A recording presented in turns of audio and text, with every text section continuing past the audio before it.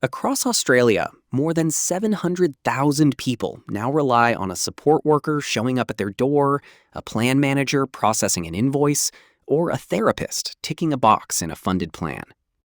Some suburbs in Sydney's west now have more registered NDIS providers on their main strip than cafes. The scheme moves close to $50 billion a year, more than the entire Medicare rebate system spent on hospitals a decade ago. It looks like a straightforward business. Register with the government, deliver a service, get paid by taxpayers, keep the difference. But underneath that simple pitch is a business shaped by price caps set in Canberra, a workforce paid under one of the most complicated awards in the country, an audit regime that can cost more than the business earns in its first year, and a fraud task force actively hunting operators who get the model wrong. Margins swing from barely surviving to genuinely lucrative, depending on which corner of the scheme you're standing in. And the government is actively trying to slow the whole thing down. So how does an NDIS provider actually make money in Australia? Let's break down the economics. On the surface, it's easy to see why so many people have piled in. The scheme is now one of the largest single spending programs in the federal budget, tracking toward $52 billion this financial year. And it's grown faster than almost anyone predicted when it launched just over a decade ago. Government money is reliable money. Demand is guaranteed by law because every eligible Australian with a permanent disability gets a funded plan, whether the market is booming or in recession. Unlike a cafe or a gym, an NDIS provider isn't competing for discretionary spending. It's tapping into a pool of money the government has already committed to paying out, and that pool has grown at close to 15% a year for most of the last 5 years. Getting in the door costs less than almost any other business on this channel. There's no franchise fee, no shop front, no fleet of vehicles required on day one. The cheapest entry point is staying unregistered.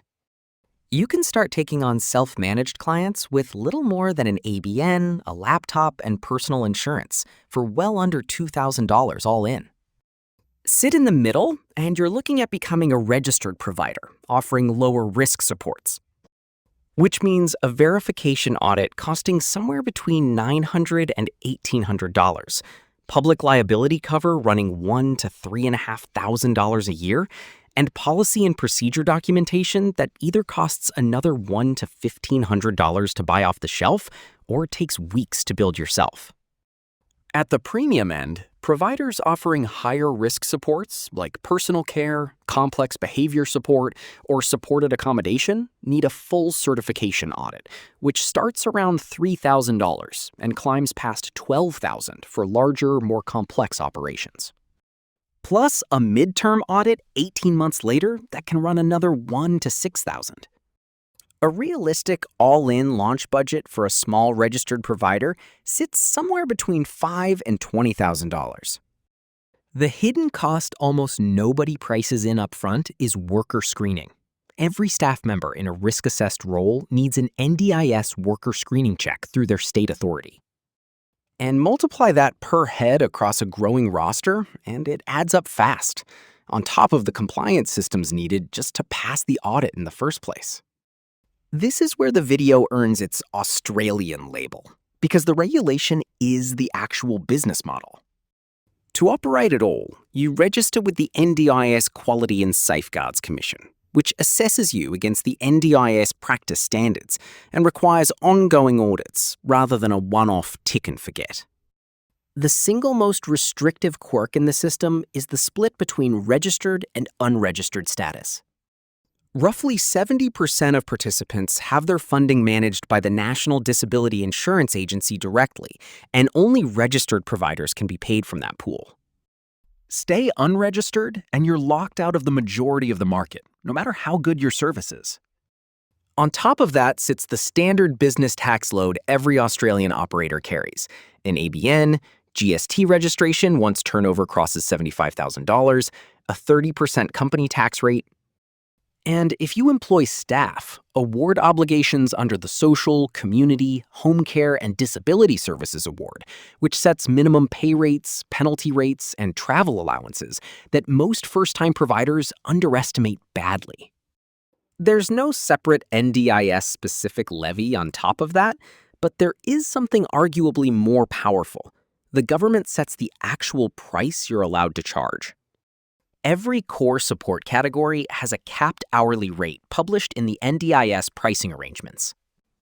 And that cap is the ceiling on your entire revenue line, regardless of your costs. The real strategic challenge in this business isn't finding clients, because the clients already have government-funded plans and are actively looking for providers. The challenge is winning the audit, surviving on a price you don't control, and proving to a commission running an active fraud crackdown that every claim you submit is legitimate. Revenue in this business is built on the billable hour. Or, in the case of plan management and support coordination, a fixed monthly fee per participant, regardless of how many hours you actually work. For direct support work like home care, community access, or personal care, the price cap for a standard weekday hour of support currently sits at around $73.60, with higher rates for evenings, weekends, and public holidays. A mid-sized direct support provider running a team of support workers can realistically turn over between $1 and $5 million a year, depending on headcount. While a plan management or support coordination business can be leaner and still profitable on a smaller book of clients because the overhead is people and software rather than rostered shift workers. Net margins vary enormously by service line. Support coordination and plan management, where the main cost is a salaried case manager rather than an hourly workforce, typically returns somewhere between 30% and 60%. Direct support work, weighed down by award wages, penalty rates, and rostering inefficiency, usually nets something closer to 20% to 40%. Run the numbers on a $2 million a year home care provider operating at a 30% margin, and the owner takes home around $600,000 before tax. What actually pushes that margin higher isn't more clients, it's three specific levers. Tight rostering that keeps support workers earning billable hours instead of paid travel time between jobs. Blending service lines, so a stable, less labor-intensive book like plan management subsidizes the thinner margins in direct care. And retention, because the cost of recruiting and screening a new participant or a new worker eats straight into profit every time someone churns. The risks in this business are real and increasingly public. Price caps set in Canberra can be frozen or cut with almost no warning. And the most recent pricing review actually flagged a 10% cut to some unregistered core support rates, which can gut a business model overnight. Staffing under the Social, Community, Home Care, and Disability Services Award means wage costs rise with award updates that a provider has no control over, while margins stay capped by the government-set price on the other side of the ledger. The audit and re-audit cycle is a recurring cost that never goes away. And a failed audit can mean suspension or deregistration, which cuts off access to the majority of the participant pool overnight. Fraud enforcement has escalated sharply, with a dedicated fraud fusion task force disrupting close to 2,000 providers and blocking tens of millions of dollars in improper claims in a single year. And providers found non-compliant face permanent bans, not just fines. There's a genuine reputational and political risk baked into this industry too, as scrutiny has grown over provider concentration in certain suburbs and high-profile cases of misused funding running into tens of millions of dollars. The sector has drawn intense media and government attention.